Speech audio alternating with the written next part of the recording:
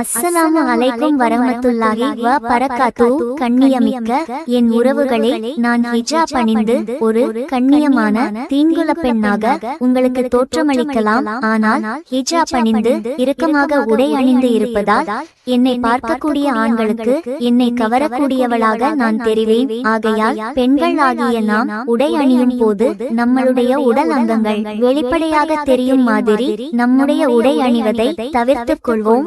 நபி ஸல்லல்லாஹு அலைஹி வஸல்லம் அவர்கள் கூறினார்கள், நான் அதிகமான பெண்களையே நரகத்தில் கண்டேன் என்று சொன்னார்கள். அறிவிப்பவர் இப்னு உமர் ரலியல்லாஹு அன்ஹு அவர்கள். நூல் புகாரி, ஹதீஸ் 304 1052.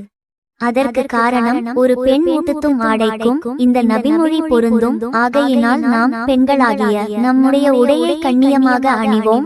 ஆண்கள் நம் மீது கண் பார்வைகள் விடாமல் தவிர்ப்போம். அல்லாஹ் நம் அனைவரையும் சொர்க்கம் செல்ல அருள் புரியட்டும். ஆமீன்.